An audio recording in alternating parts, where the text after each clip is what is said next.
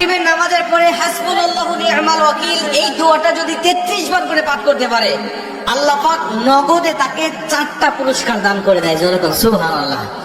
এবং এই পুরস্কারগুলো আপনি নিজের চোখে দেখতে পারবেন যে হাসবুনাল্লাহু নি'মাল ওয়াকিল এই দোয়াটা পাঠ করার কারণে আল্লাহ পাক আপনাকে কি কি বেনিফিট দান করেছে।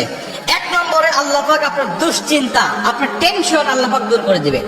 আপনি যতবার দুশ্চিন্তায় থাকেন না কেন, আপনার টেনশন আপনাকে একদম শেষ করে দিচ্ছে।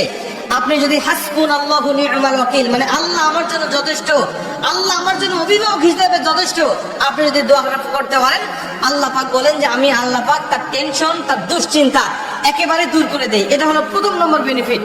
দ্বিতীয় নম্বর বেনিফিট হলো যে এই দোয়াটা যদি কোনো ব্যক্তি নিয়মিত পাঠ করতে পারে, রাসূল সাল্লাল্লাহু আলাইহি ওয়াসাল্লাম বলেন যে আল্লাহ রাব্বুল আলামিন তার বিপদ আপদ বালা মুসিবত আল্লাহ পাক দূর করে দেয়। এটা আল্লাহ পাক নিজেই তার জন্য সাহায্যকারী হয়ে যায়।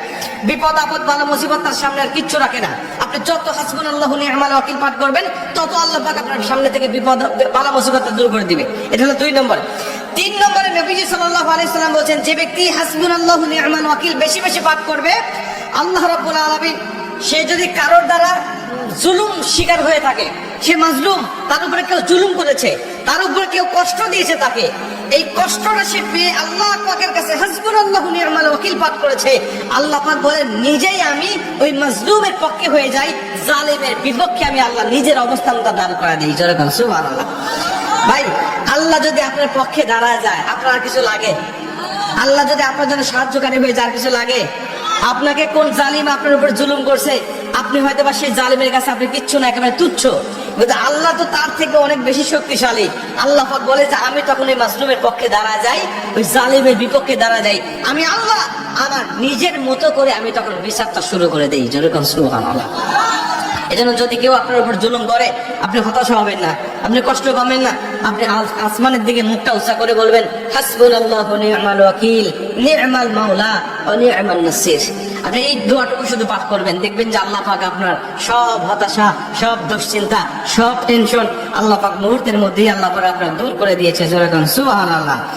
এবং 4 নম্বরে রাসূল সাল্লাল্লাহু আলাইহি ওয়াসাল্লাম বলেন যে তাকে আল্লাহ পাক দুনিয়া এবং আখিরাতের কল্যাণগুলো আল্লাহ পাক তাকে দান করে দেয়।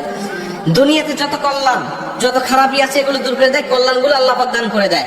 আবার আখিরাতে যত কল্যাণ লাগবে আপনার সব কল্যাণগুলো আল্লাহ পাক আপনাকে দান করে দিবে। আল্লাহ পাক আমাদের সবাইকে এই 4টি ফজিলত গুলো পাওয়ার আশায় হলেও আল্লাহ পাক আমাদের সবাইকে এই হাসবুনাল্লাহু নি'মাল ওয়াকিল এটা মাগরিবের পরে 33 বার, অনেক মুহাদ্দিস বলেছেন ফজরের পরে 33 বার, যদি কোনো ব্যক্তি 11 বার পড়তে চায় সমস্যা নেই, কিন্তু 33 বার পড়তে পারলে সবচেয়ে ভালো ফলাফল পাওয়া যায়। আপনারা অধিকাংশ 33 এর অধিক করলেও কোনো সমস্যা নেই। এক কথায় যে ব্যক্তি হাসবুনাল্লাহু নি'মাল ওয়াকিল বেশি বেশি পাঠ করবে আল্লাহ পাক তাকেই এই ফজিলত গুলো দান করবে। যেরকম সুবহানাল্লাহ। যতগুলো আমলের কথা বলা হয়েছে আল্লাহ পাক আমল পেশা সবাইকে আমল করার তৌফিক দান করুক। যেন বলেন আমিন।